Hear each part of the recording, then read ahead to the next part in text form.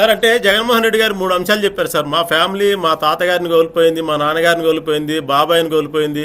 అసలు మేము కోల్పోతే మమ్మల్ని గొడ్డల పార్టీ అంటారా అంటూ ఆయన చాలా తీవ్రంగానే స్పందించారు.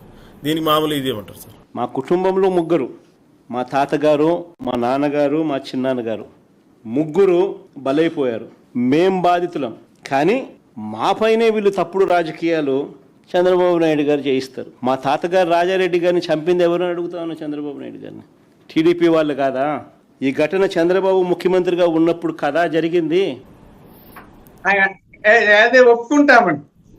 కత్తి పట్టినోడు కత్తి వేటుకు గురి కాక తప్పదు. పాములు పట్టేవాడు ఎప్పుడో ఒక రోజు పాము కాటుకు గురవుతాడు. ఇవన్నీ సామెతలండి.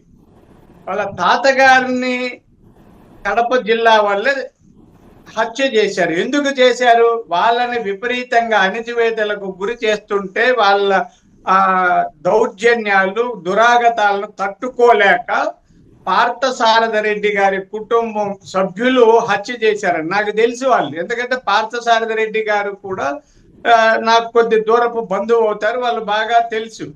వీళ్ళు మర్డర్ చేయడానికి తెలుగుదేశానికి చంద్రబాబు నాయుడు గారికి ఏమాత్రం సంబంధం లేదు.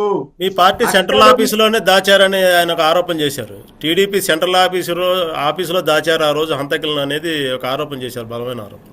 బరి తెగించి హైదరాబాద్ తెలుగుదేశం పార్టీ సెంట్రల్ ఆఫీస్లో ఎన్టీఆర్ ట్రస్ట్ భవన్లో పెట్టి అధికార దుర్వినియోగం చేసి వాళ్ళని రక్షించినారు, జైలుకు కూడా పంపకుండా. అదే ఆరోపణలు ఎలానా చేయొచ్చండి. ఆరోపణలు చేయడానికి ఏముంది? సెంట్రల్ ఆఫీసులో దాచిపెడితే పోలీసులు ఆ తర్వాత దొరకరా?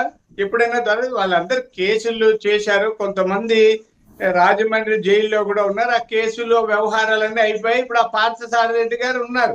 ఇప్పుడు ఉన్నారు. ఆయన పార్టీలో మొన్నటి వరకు ఉపాధ్యక్షుడిగా కూడా చేశారు. దానికి చంద్రబాబు నాయుడు గారికి సంబంధం లేదు. టీడీపీకి కూడా సంబంధం లేదండి. అది వ్యక్తిగత కక్షలు. తర్వాత రాజశేఖర రెడ్డి గారు దురదృష్టవశాత్తు ప్రమాదంలో చనిపోయారు. బాబాయిని ఎవరు చంపారు? అది జగన్మోహన్ రెడ్డి గారే చెప్పాలి. ఆ బాబాయిని చంపారు, దాన్ని ఏదో చిలువులు పలువులు చేసి నారాసుర రక్త చరిత్ర అనే పత్రికల్లో రాయించి అన్ని ప్రచారం చేసి ఎన్నికల్లో లబ్ధి పొందారు ఆయన. అయితే ఇప్పటికీ అదే వాళ్ళ బాబాయి గారు చనిపోతే వివేకానంద రెడ్డి గారు ఆయన కూతురు కేసు పెట్టి తిరుగుతా ఉన్నారండి. ఈయనకి అంత నిజాయితీ ఉంటే బాబాయి చనిపోయి ఇన్ని రోజులైతే ఆయన 5 ఏళ్ళు అధికారంలో ఉన్నప్పుడు ఏమైనా దాని గురించి చెప్పాడా?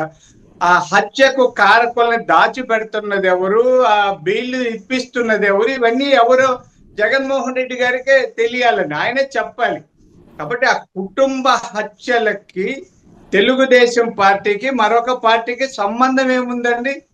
అంటే వాళ్ళ తాతగారిని గొడవలకు దిగమని చంద్రబాబు నాయుడు గారు చెప్పారా? క్రిమినల్ రాజకీయాలు చేయమని, ఫ్యాక్షన్ పాలిటిక్స్ చేయమని చంద్రబాబు నాయుడు గారు చెప్పారా? వాళ్ళది చేశారు, అందులోనే గతించారు. అది దురదృష్టమే. ఇప్పుడు నేను కూడా రాజారెడ్డి గారు చనిపోవడం బాధ అంటాం. రాజశేఖర రెడ్డి గారు చనిపోవడం, ఇలా హత్యలు ప్రమాదాలు గురి ఒక వ్యక్తి చనిపోవడం, మానవతావాదులుగా ఉన్న వాళ్ళందరూ కొంత బాధపడతాం. అంత మాత్రాన ఆయన కుటుంబ విషాదాలని చంద్రబాబు నాయుడు గారికి ఆపాదించి సానుభూతి పొందాలనుకోవడం మానేస్తే